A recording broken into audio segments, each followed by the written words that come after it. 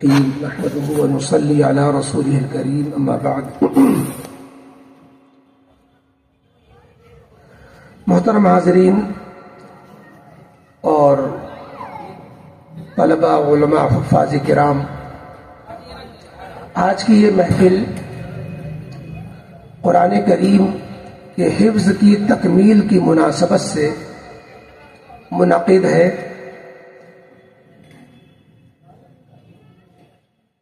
جناب محمد فیروز صاحب کے برخوردار عزیزم محمد عفان سلمہ نے قرآن کریم کو اپنے سینے میں مکمل محفوظ کر لیا.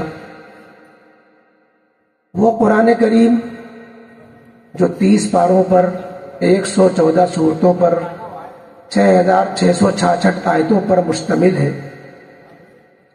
اس قرآن کریم کو اپنے سینے میں محفوظ کر لینا یہ کوئی معمولی بات نہیں ہے. کیونکہ ہم روز مرہ دیکھتے رہتے ہیں، ہمارے سامنے آئے دن بچے حافظ ہوتے رہتے ہیں، اس لیے یہ ہمیں انوکھی بات نہیں معلوم ہوتی. لیکن یہ اپنے آپ میں اتنی انوکھی بات ہے کہ اس کی کوئی نظیر اور اس کی کوئی مثال کسی اور مذہب میں پیش نہیں کی جا سکتی. دنیا میں بہت سے مذہب ہیں،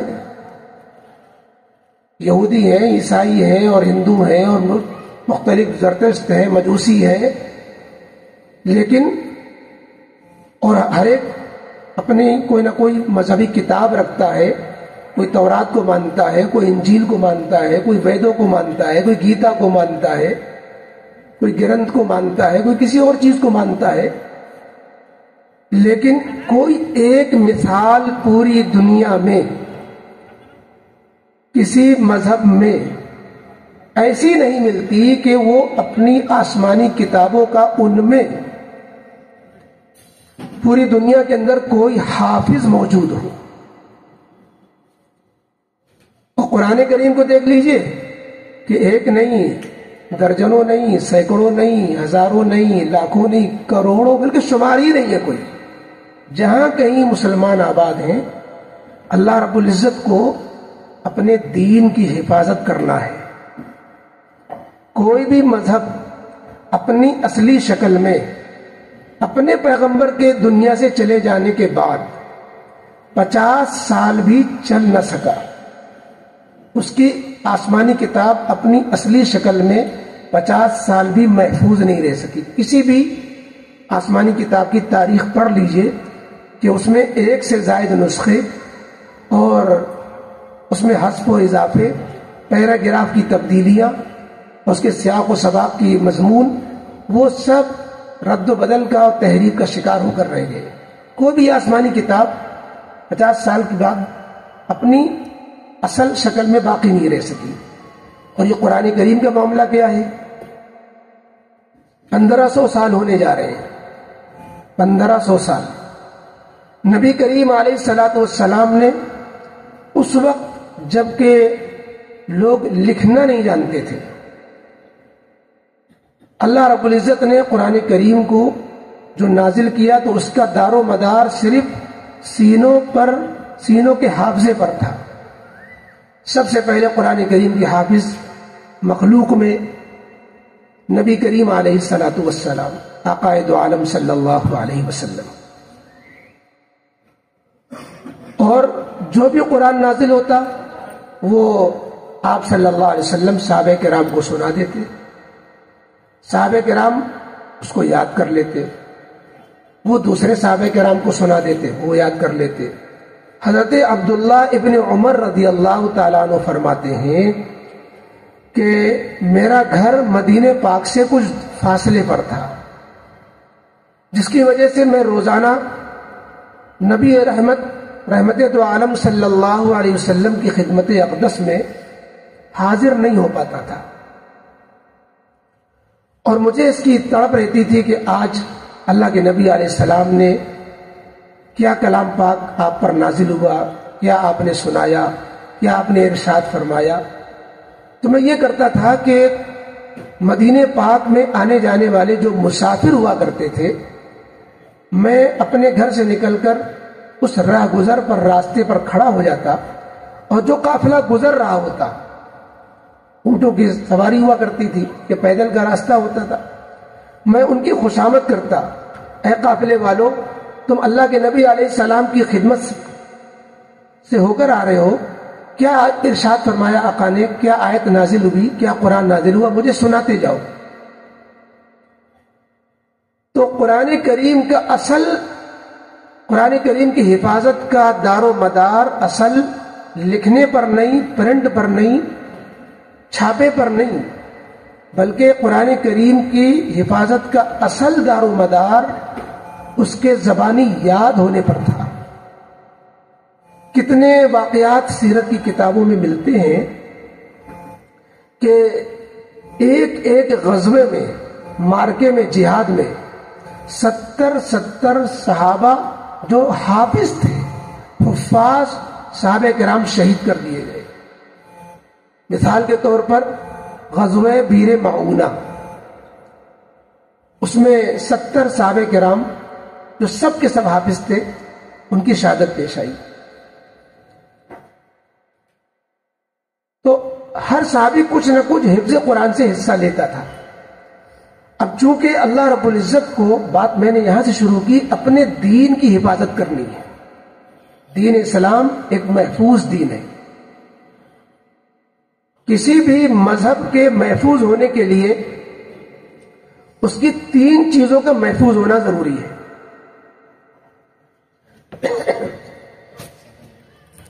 کسی بھی مذہب کے محفوظ ہونے کے لیے اس کی 3 چیزوں کا محفوظ ہونا ضروری ہے۔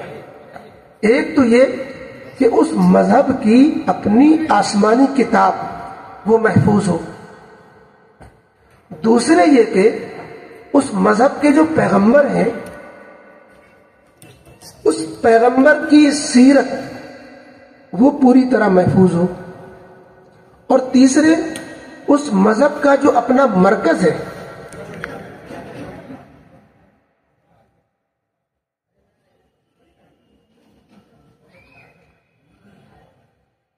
اس کا اپنا مرکز محفوظ ہو۔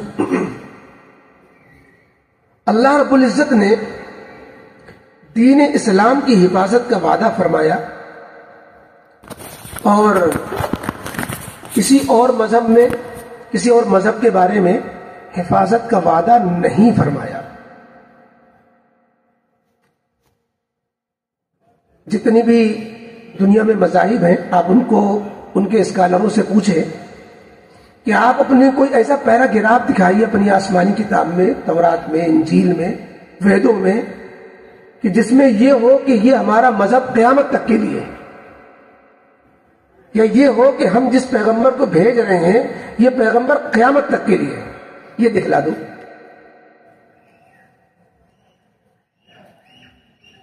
یہ ہماری کتاب محفوظ کتاب ہے، یہ دکھلا دو۔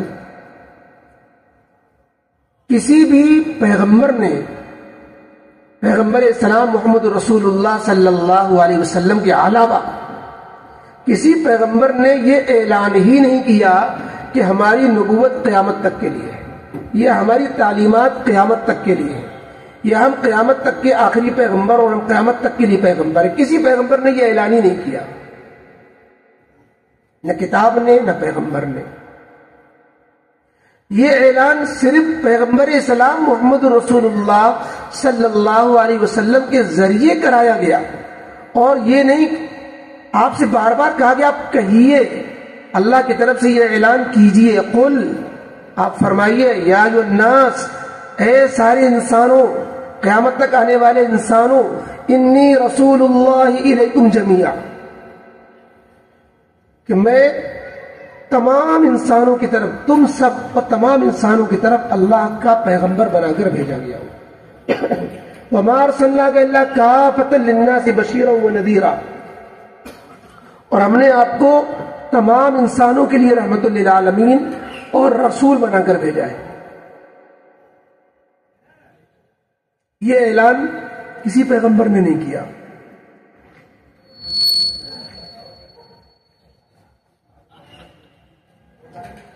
تو اب اور کسی کتاب میں اس کتاب میں یہ کہیں نہیں آیا کہ یہ کتاب محفوظ کتاب ہے۔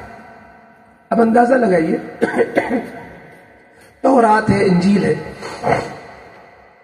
یہ محفوظ کتاب اگر ہوتی تو آج ان کتابوں کے ماننے والوں سے، یہودیوں سے، عیسائیوں سے آپ ایک سوال کریں، آپ یہ پوچھیں کہ تورات اگر محفوظ کتاب ہے تو یہ تورات کی زبان بتائیے، تورات کس زبان میں اللہ کی طرف سے نازل ہوئی تھی؟ بس یہ ایک سوال کریے۔ انجیل اگر محفوظ کتاب ہے، قرآن کی طرح وہ محفوظ ہے، تو آپ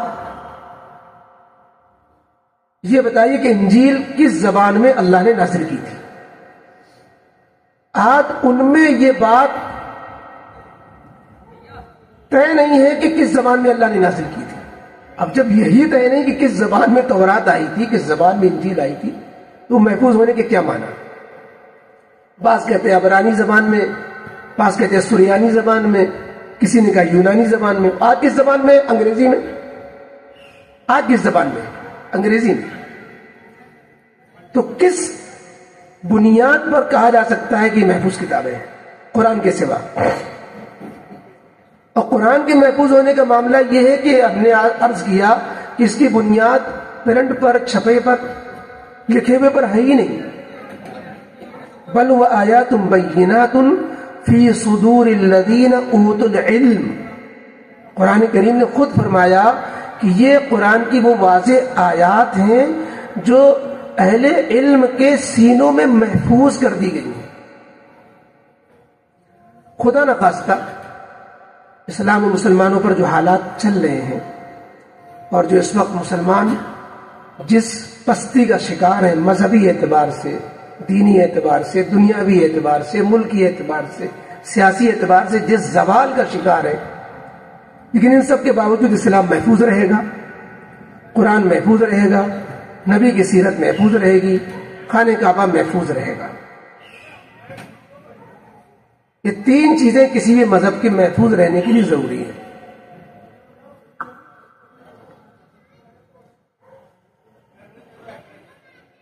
تو یہ عرض کیا جا رہا تھا کہ اب جب تورات و انجیل کس زبان میں تھی یہ زبان کا پتہ نہیں، تو اس کو محفوظ ہونے کا دعویٰ نہیں کیا جا سکتا۔ اسی لیے پوری دنیا میں قرآن کریم کے علاوہ تورات کا، انجیل کا، وید کا کسی کا کوئی حافظ نہیں پایا جاتا۔ ہم ایک واقعہ عرض کریں، ناگپور جو RSS کا ہیڈ کوارٹر ہے،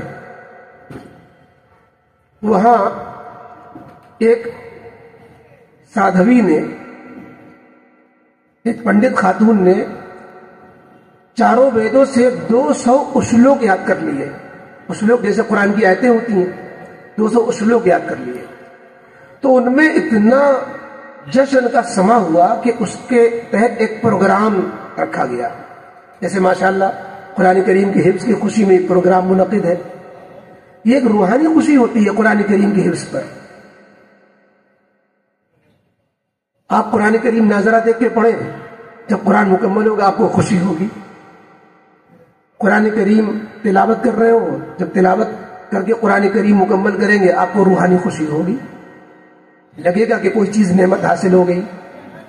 اور پھر قرآن کریم سینے میں اللہ تعالیٰ محفوظ کرا دے، کتنی خوشی کی بات ہے۔ میں واقعی عرض کر رہا تھا کہ 200 اشلوک اس نے یاد کر لیے، اس پر جشن کا سما کے ساتھ فلانی سادھوی صاحبہ نے 200 اشلوک ویدوں کے یاد کر لیے، لہذا اس کے تحت ایک تقریب منعقد کی جائے، ایک بڑا سا پروگرام رکھا گیا۔ اس پروگرام میں ہر مذہب کے لوگ بلائے گئے، ہر مذہب کے لوگ بلائے گئے۔ مسلمانوں کی طرف سے ناگپور میں ایک شخصیت گزری ہے، مولانا علی میاں رحمۃ اللہ علیہ کے خلیفہ تھے جانشین، مولانا عبد الکریم پاریک رحمۃ اللہ علیہ، جن کا انگریزی پر بھی قرآن کریم کا ترجمہ ہے، ہندی میں بھی قرآن کریم کا ترجمہ ہے، اردو میں بھی قرآن کریم کا ترجمہ ہے۔ انہوں نے جو ہے عصری تعلیم یافتہ کالجوں کے اسٹوڈنٹس وغیرہ میں قرآن کے لین سے بڑی خدمات انجام دی ہیں۔ تو مولانا عبد الکریم قاری وہ ناگپور کے رہنے والے تھے. ان کو جو ہے عصری تعلیم یافتہ کالجوں کے اسٹوڈنٹس وغیرہ میں قرآن کے لائن سے بڑی خدمات انجام دی ہیں. تو مولانا عبد الکریم قاری وہ ناگپور کے رہنے والے تھے. ان کو بھی مدعو کیا گیا. لوگ جمع ہوئے اور سب نے بدائی اور جو ہے خوشی کا اظہار کیا اور ان کو مبارکباد دی. بدائی ہو, مبارکباد ہو, آپ نے بڑا کارنامہ انجام دیا کہ ویدوں کے 200 شلوک آپ نے یاد کر ڈالے, بڑی آپ نے محنت کی, بڑی دلچسپی آپ نے دکھلائی. وہاں عبد الکریم قاری صاحب کا نمبر آیا کہ بھائی مسلمانوں کے نمائندے یہاں جمع ہیں, موجود ہیں, یہ بھی اپنا اظہار خیال فرمائے. اظہار خیال کے لیے مولانا عبد الکریم قاری صاحب کو جو موقع ملا تو انہوں نے فرمایا کہ ہم بھی ان کو مبارکباد دیتے ہیں. ان کے اپنے مذہبی کتاب سے دلچسپی, کتنا وقت انہوں نے لگایا, کتنے انہوں نے سالوں میں مہینوں میں کی محنتوں کا نتیجہ سامنے آیا جو آپ دیکھ رہے ہیں. لیکن بات یہ ہے کہ میرے لیے کوئی تعجب کی بات نہیں ہے. اور تعجب کی بات اس لیے نہیں ہے کہ ہم آئے دن 200 نہیں 6666 آیتوں پر مشتمل قرآن کریم 30 پاروں والا 114 سورتیں, ان کو یاد کرنے والے 7 سال کی عمر سے لے کر کے 90 سال کے ہم عمر تک کے, ہر لائن کے, ہر عمر کے, اور مردوں میں نہیں عورتوں میں بھی ہر عمر کے لوگ ہم قرآن کریم کے حافظ ہمارے یہاں پائے جاتے ہیں. لہذا ہمارے لیے کوئی تعجب کی بات ہی نہیں ہے. اگر آپ نے 200 شلوک یاد کر لیے تو کیا کمال, کیا تیر مارا آپ نے.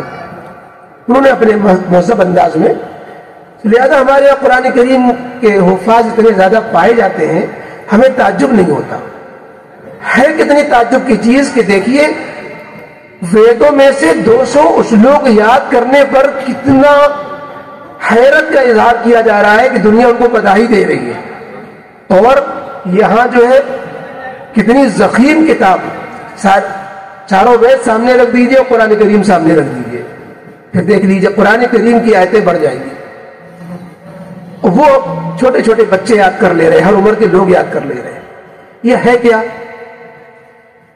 یہ اس بات کی نشانی اور علامت ہے کہ یہ قرآن کریم محفوظ کتاب ہے, اللہ کا آخری کلام ہے, آخری دین کی حفاظت کا چونکہ اللہ کی طرف سے وعدہ ہے, اور کوئی دین محفوظ نہیں رہ سکتا اگر اس کی کتاب محفوظ نہ ہو. اس لیے اللہ نے کتاب کو محفوظ رکھنے کا ایک ذریعہ بنایا ہے, اس کے اسباب بنائے. اگر کوئی بادشاہ یہ اعلان کرے کہ میں اپنے ملک کی سرحدوں کی حفاظت کرنا جانتا ہوں, تو یہ تھوڑی نہ ہوتا ہے کہ بادشاہ سلامت خود جو ہے تلوار لے کے سرحد پہ کھڑے ہو جاتے ہیں. انتظامات کرتے ہیں, اسباب بناتے ہیں, فوجیں بھیجتے ہیں, افراد تیار کرتے ہیں. ایسے جب اللہ رب العزت نے یہ اعلان کیا ہم اسلام کی حفاظت کریں گے, قرآن کی حفاظت کریں گے, دین کی حفاظت کریں گے, تو اللہ تعالیٰ نے اسباب بنا دیے کہ دیکھو قرآن کی حفاظت ہم کیسے کرا کے دکھاتے ہیں. قرآن کریم کیسے کیسے معصوم بچوں سے, ابھی جو بچے حافظ ہو جاتے ہیں انہیں کون ان کے دل میں ڈالتا ہے کہ تم حافظ بنو. بعض دفعہ ایسا ہوتا ہے کہ خاندان میں اوپر کوئی حافظ نہیں, نیچے کوئی حافظ نہیں, پورے گھر میں کوئی حافظ نہیں, قرآن سے کریم سے کوئی دلچسپی نہیں. وہ بچہ ایک دم سے کہتا ہے ابا ہم حفظ کریں گے. ایسے بھی کرشمے سامنے آتے ہیں. بعد میں بچہ بھی پیدا ہوا, ماں کہتی ہے کہ ہم اس بچے کو حافظ بنائیں گے. باپ کہتے ہیں اس بچے کو ہم نے اپنے بچوں کو سب کچھ پڑھایا لیکن اس بچے کو حافظ بنائیں گے. یہ ہے کیا؟ یہ اللہ رب العزت کی طرف سے قرآن کریم کی حفاظت پر جو دنیا میں فوج اللہ نے جو منتخب فرمائی ہے, جو اللہ تعالیٰ نے سلیکشن کیا ہے قرآن کریم کی حفاظت کے لیے جن بندوں کا, یہ اس کا اظہار ہو رہا ہوتا ہے کہ لو اس کا بھی انتخاب ہو گیا, یہ بھی حافظ ہوگا, یہ بھی حافظ ہوگا. اللہ کیسے کیسے لوگوں سے قرآن کریم کی حفاظت کرا لیتے ہیں. اور یہ بڑی سعادت کی بات ہے کہ اللہ تعالیٰ ہمارے کسی نونہال کو, ہمارے گھرانے کے کسی فرد کو اللہ اس سعادت کے لیے, اس خوش قسمتی کے لیے, اس خوش نصیبی کے لیے چن لے. کیا کہنے اس کے سعادت کے. تو اس لیے یہ حفظ قرآن ہو جانا معمولی بات نہیں ہے. یہودیوں میں جو پیغمبر گزرے ہیں سینکڑوں ہزاروں, تو حضرت عزیر علیہ السلام یہ ایک پیغمبر گزرے ہیں جو تورات کے حافظ تھے. قرآن نے کہا کہ یہودیوں نے عزیر کو اللہ کا بیٹا کہنا شروع کر دیا. وقالت الیہود عزیر ابن اللہ، 10 پارے میں سورہ توبہ میں، کہ یہودیوں نے کہا کہ عزیر اللہ کے بیٹے ہیں. اس کے تحت میں لکھا علماء نے کہ وجہ کیا بنی کہ عزیر کو اللہ کا بیٹا کیوں کہنے لگ گئے. عیسائیوں نے عیسیٰ علیہ السلام کو اللہ کا بیٹا کہنا شروع کر دیا ان کے معجزات کی وجہ سے. یہودیوں نے عزیر علیہ السلام کو جو اللہ کا بیٹا کہنا شروع کر دیا، اس کی وجہ یہ بنی کہ عزیر علیہ السلام نے تورات کو حفظ کر لیا تھا. تورات بغیر دیکھے سنا دی تھی. تو انہوں نے کہا کہ یہ تو اللہ کے بیٹے ہیں، یعنی اتنا بڑا کرشمہ سمجھ رہے ہیں تورات حافظ ہونے. اب اندازہ لگائیے پورے قرآن کریم کا جو حافظ ہو جائے اس کا کیا مقام ہونا چاہیے. تو اللہ رب العزت نے جو حفاظ کا مقام رکھا ہے وہ مقام تو ہمیں آخرت میں پتہ چلے گا، اس کا نتیجہ تو آخرت میں سامنے آئے گا، اس کے جلوے تو آخرت میں دیکھنے کو ملیں گے کہ ایک حافظ قرآن کی برکت سے کیسے کیسے لوگ جہنم سے بچا بچا کر ان کو وہاں سے نکال نکال کر یا ان سے ہٹا ہٹا کر کے جنت میں پہنچائے جا رہے ہوں گے. یہ وہ خوش نصیب لوگ ہوں گے جو حافظ قرآن کے حفظ پر خوش تھے، ان کے رشتہ دار تھے، ان کے قریبی لوگ تھے، لیکن ان کی عمل نے، ان کی بدعمالیوں نے انہیں جہنم کا مستحق بنا دیا تھا. اللہ تعالیٰ فرمائیں گے یہ حافظ قرآن کہ یہ باپ ہے، یہ حافظ قرآن کا بیٹا ہے، یہ حافظ قرآن کا بھائی ہے، یہ حافظ قرآن کا پھوپھی ہے، یہ اس کی خالہ ہے. ان 10 لوگوں کو چھانٹو، ان کو جنت میں پہنچایا جائے گا. حافظ قرآن کو کہا جائے گا تم انتخاب کرو کن کو لے جانا چاہتے ہو جنت میں. ظاہر ہے کہ جو حافظ قرآن کے حفظ سے خوش ہوگا اسی کو تو چنے گا حافظ قرآن. اور جو کسی کو حافظ قرآن ہونے سے خوشی نہیں ہوگا، ارے تم نے ٹائم برباد کر دیا 3 سال کچھ اور پڑھواتے. ایسے بھی ہمارے درمیان نہیں کہنے والے کہ تم نے کہا حافظ بنا دیا، وقت ضائع کر دیا. طوطے کی طرح رٹنے سے کیا فائدہ؟ کیا قرآن کے الفاظ کی برکتیں نہیں معلوم؟ ایک ایک لفظ پر جو 10 حرف نیکیاں ملتی ہیں، ایک ایک حرف پر 10 نیکیاں ملتی ہیں، یہ حدیث نہیں سنی؟ قرآن کریم کے الفاظ کے بغیر نماز نہیں ہوتی. مانا جانے نہ جانے کیا الفاظ کی کوئی اہمیت ہی نہیں ہے؟ میں قرآن کریم کے الفاظ کے رکھنے کے اپنے فائدے، کن کو لے جانا چاہتے ہو جنت میں؟ ظاہر ہے کہ جو حافظ قرآن کے حفظ سے خوش ہوگا اسی کو تو چنے گا حافظ قرآن. اور جو کسی کو حافظ قرآن ہونے سے خوشی نہیں ہوگا، ارے تم نے ٹائم برباد کر دیا 3 سال کچھ اور پڑھواتے. ایسے بھی ہمارے درمیان نہیں کہنے والے کہ تم نے کہا حافظ بنا دیا، وقت ضائع کر دیا. طوطے کی طرح رٹنے سے کیا فائدہ؟ کیا قرآن کے الفاظ کی برکتیں نہیں معلوم؟ ایک ایک لفظ پر جو 10 حرف نیکیاں ملتی ہیں، ایک ایک حرف پر 10 نیکیاں ملتی ہیں، یہ حدیث نہیں سنی؟ قرآن کریم کے الفاظ کے بغیر نماز نہیں ہوتی. مانا جانے نہ جانے کیا الفاظ کی کوئی اہمیت ہی نہیں ہے؟ میں قرآن کریم کے الفاظ کے رکھنے کے اپنے فائدے، اپنی برکتیں. آپ دکان کھولتے ہیں، قرآن کریم کے الفاظ ہی تو 30 پارے آپ جا کر کے قرآن خوانی کرواتے ہیں، کوئی مانا کی وہاں تلاوت ہوتی ہے. تو برکت آپ قرآن کریم کے الفاظ ہی تو سے برکت حاصل کر رہے کہ قرآن دکان کھولی برکت ہو جائے گی، قرآن پڑھوا لو. نیا مکان کا ادگھاٹن کر رہے ہیں، قرآن پڑھوا لو برکت ہو جائے گی. تو قرآن کریم کے الفاظ ہی تو پڑھے جا رہے ہیں. تو اللہ رب العزت نے یہ اسباب بنائے کہ تراویح میں قرآن کریم کے الفاظ پڑھو. تم نماز پڑھو بغیر الفاظ پڑھے تمہاری نماز نہیں ہوگی. حافظ بنو، حافظ بننے کے یہی فائدے. تو اللہ رب العزت نے قرآن کریم کی حفاظت کے لیے یہ اتنے راستے بنا دیے کہ قرآن کریم تو محفوظ ہی محفوظ رہنا ہے. اللہ نے سب سے پہلے اس کو محفوظ کیا لوح محفوظ میں، پھر شب قدر میں اتارا جو ہے پورا کا پورا نچلے آسمان پر، پھر 23 سال میں اللہ تعالیٰ نے تھوڑا تھوڑا کر کے اتارا نبی کریم علیہ السلام کے قلب اطہر پر. پھر آپ صلی اللہ علیہ وسلم نے صحابہ کو سنایا، صحابہ نے تابعین کو، تابعین نے تبع تابعین کو. یہ ایک سلسلہ ہے جو صحابہ نبی کریم علیہ السلام کے وقت سے حفاظ کرام کا چلا آتا ہے.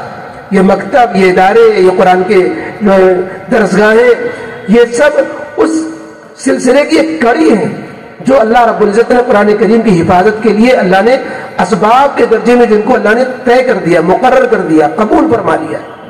اس لیے یہ معمولی بات نہیں. تو ایک حافظ 10 لوگوں کو جنت میں پہنچائے.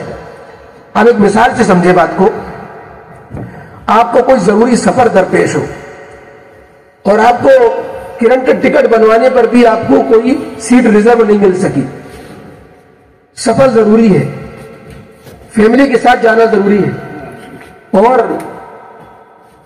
ٹکٹ نہ ہونے کی وجہ سے آپ نے طے کیا کہ اب تو دھکے کھا کے ہی جانا پڑے گا, جنرل بوگی میں سوار ہونا پڑے گا. اب جنرل بوگی میں بھیڑ اتنی, پولیس کے ڈنڈے پڑ رہے ہیں, لائن لگا کر کے جو ہے جنرل بوگی میں داخل کیا جا رہا ہے. آپ بھی لائن میں لگیں گے, سفر ضروری ہے, آگے پیچھے کوئی ٹرین نہیں ہے, کوئی اور سادھن نہیں ہے, آپ لائن میں لگیں گے. پولیس کے ڈنڈے بھی کھا رہے ہیں, گھسنا چاہ رہے ہیں, دھکا پیل ہو رہی ہے. اسی بیچ آپ کا کوئی دوست, آپ کا کوئی رشتہ دار, آپ کا کوئی جاننے والا آئے اور کہے ارے آپ کہاں یہاں انکل, آپ یہاں کہاں, ارے کیا بتائیں ایسا ایسا معاملہ پیش آ گیا, سفر ضروری ہے, ہم لوگوں کو سب کو جانا ہے, ارے آئیے ہمارے ساتھ اے سی میں ہمارے یہاں, ارے ہم اکیلے نہیں اتنے لوگ, ارے وہ بھی آئے وہ بھی آئے وہ بھی آئے, اے سی میں ہم نے 10 کوچ جو ہے 10 برتھ جو ہے ریزرو کرا رکھی ہے, آپ سب لوگ آؤ. کتنی خوشی ہوگی کہ اب تو دھکے کھا رہے تھے, جنرل بوگی میں سوار ہونا مشکل ہو رہا تھا, اور یہ اے سی کے ساتھ اتنے آرام دہ سیٹوں میں سفر ہوگا, کتنی خوشی ہوگی. کیا دنیا کی خوشی, کیا دنیا کی تھوڑی سی راحت, لیکن خوشی کا ٹھکانہ نہیں ہوگا.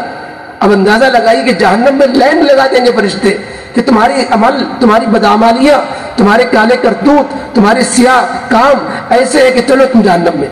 لیکن جب حافظ اللہ کے یہاں پیش ہوگا تو اللہ تعالیٰ حافظ سے کہیں گے ارے تم نے میرے کتاب کو محفوظ کیا تھا, ہم نے تم کو اپنی کتاب کی حفاظت کے لیے چنا تھا, آج تمہارا جلوہ دنیا دیکھے گی, میدان محشر میں سارے انسان دیکھیں گے. جاؤ جن کو تم کہو گے ان 10 لوگوں کو جو جہنم میں جن کو لائن میں لگا دیا گیا ہے ان کو چن چن کر کے لے آؤ, اپنے ساتھ جنت میں لے جاؤ. کیا خوشی کا ٹھکانہ ہوگا. تو میرے محترم بھائیوں, بڑی سعادت کی بات ہے, ہمیں اس کی قدر نہیں ہے, کیونکہ دنیا کے ہر چیز کو مادی اعتبار سے دیکھتے ہیں نا, ہر چیز کو جو ہے دنیا کے فائدے کے اعتبار سے سوچتے ہیں, حالانکہ دنیا کے اندر بھی بڑی برکتیں ہیں اس کی. جیسے مثال دی, دکان کا ادگھاٹن کرا رہے ہیں, مکان کا ادگھاٹن کرا رہے ہیں, تو قرآن کریم کی برکت سے تو ہوتا ہے. تو دنیا کے اندر یہ برکتیں ہوتی ہیں, لیکن اصل برکتیں حفظ قرآن کی آخرت میں ظاہر ہوں گی. تو اس لیے بہرحال بات لمبی ہو جائے گی. ابھی چونکہ حافظ صاحب قرآن کریم کا آخری آیتیں پڑھ کر کے قرآن کریم مکمل کریں گے, پھر انشاءاللہ حضرت مفتی شفیع صاحب دعوت برکاتہم دعا فرمائیں گے.